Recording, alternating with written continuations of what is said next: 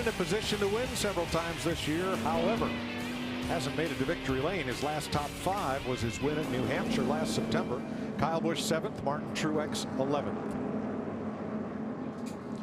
Kenseth will square off against the Ford of Knoxville, Tennessee's Trevor Bayne on this restart. And we listened in on the number 6. Take care of your fuel, please. I am asking if you got it full. You just take care of your fuel right now. That's all I need you to do. That is a no. But I didn't need it full, so I'm just doing the math here. Can you give me a second? A little bit of stress in the pits by the crew chief. Little testy, aren't you, bud?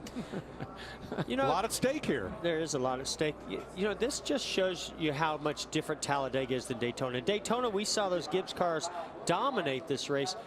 Today, we've seen all kinds of different leaders. Just remember, that 20 car was within a few hundred feet of winning the Daytona 500. Well, that's the one common denominator we've seen so far today. Yeah. Spotters on the roof to call their drivers to the green flag. It's in the air. Bayne's going to get a push from Keselowski and Logano, all in Fords. Larson in a Chevy behind the 20 Toyota of Kenseth. Got to the 2 and the 22. If the 22 could really, I know Keselowski wants to get back out front. I know he feels like that's his best shot. Man, they are shoving and pushing, getting out of control here.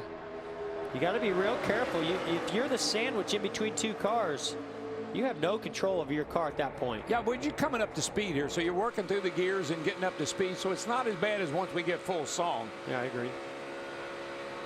See Keselowski giving a big shove to the 6. Get him side by side with Kenseth. Maybe even get the lead. Yeah, he does. Nice. Wow, Trevor Bayne. Look at that. He just drove up there and went around the 20. Back on you. No clear. Keselowski's been one of his best friends today. Wow. Now the Penske teammates behind him, the 2 and the 22. Wow. These guys can get these Fords, the 6, the 2, and the, it's not about the 22 yet. Man, they can get runs. They got a burst of speed, comes out of nowhere. Whoa, that 48 and the 22, man, they were banging on each other. Logano's so used to somebody else, or him being the one that's running into the car and bumping, shoving that car out in front of him. He's not used to having somebody else behind him doing it. Him and Jimmy were getting it on right there for a second. Jimmy Johnson at 48, he surfaced it back to the front. The 28th place car is less than 1 second behind. I mean, look how tightly packed they are. They are all right there. That's a beautiful thing. I mean, it's a beautiful thing until something goes wrong.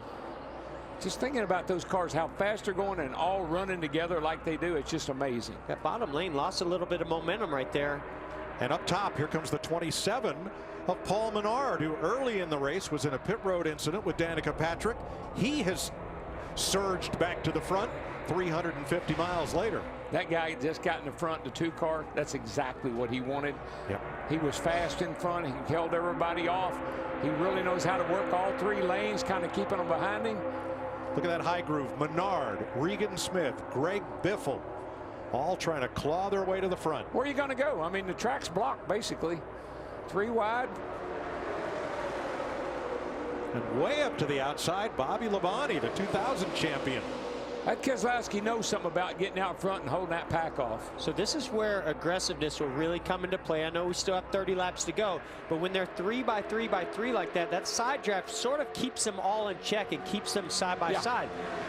But if you're aggressive enough to the rear bumper of the car in front of you, if you can shove and push that car, maybe even get 2 of you to do it, you can break out of that line.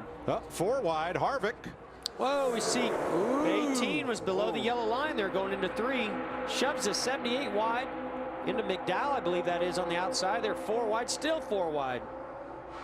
That was aggressive, really aggressive. 4 wide, 2 rows deep.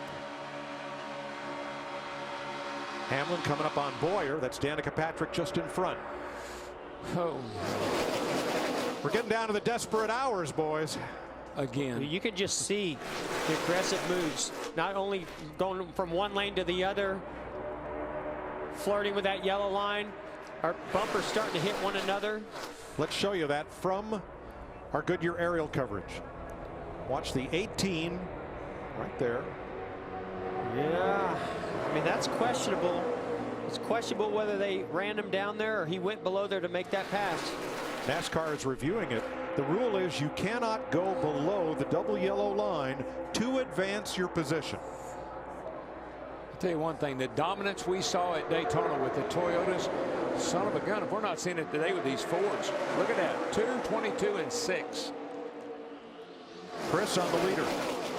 Well, Grant Keselowski's won here. Car to the wall, turn one hard. Oh, that's going to be big. Big. Oh, huge wreck. Everybody. They're still running into each other. Newman's on fire. 13 cars got away. Everybody else is in it. Jimmy Johnson was getting a push from Kurt Busch when that began. Saw the 11, the 42. I mean, that's everybody.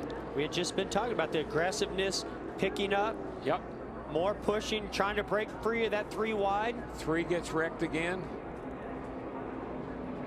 Truex. Now watch the first 2 cars in the middle lane from our Goodyear aerial coverage. Jimmy Johnson and the 41 of Kurt Busch.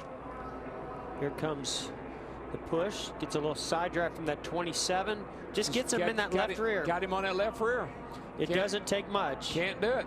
You can do that a little bit in the corner where the car's loaded up, but on the straightaway, you got to be real careful. Look like just as the 41 was getting there, the 48, moved just a little bit, and that's all it took. That little bit of contact.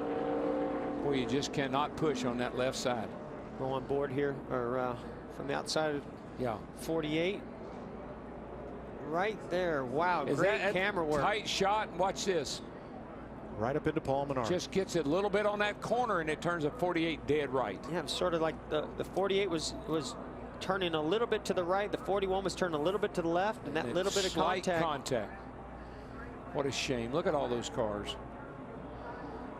You can see the hood flap coming up in the air on the 41 as he got close to the 41. So you're also losing front downforce if you're the car behind. You're taking the air off of the car in front of you. Really lightens the back of that car up as well. Then you make contact. Here it is in real time. Wow. Hammered that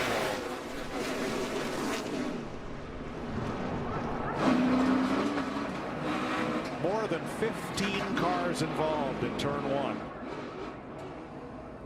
We've had some crazy races here. There, whatever you want. And this is one of them. 2 in front of her. Check it up, check up, check up, check up. Oh, gosh. Let's ride with Ryan Blaney. He might be okay. I think Hamlin, we'll have to see if there's any damage to the splitter, but he made it through there. Blaney's got some damage. Definitely got rear damage on the 21. Still middle of 3. 11 went to the garage.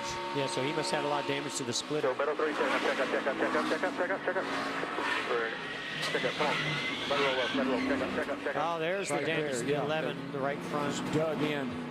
I'm not so sure anybody made it through this one. I don't look like it. No, I've now got 17 cars with damage, and there may be more.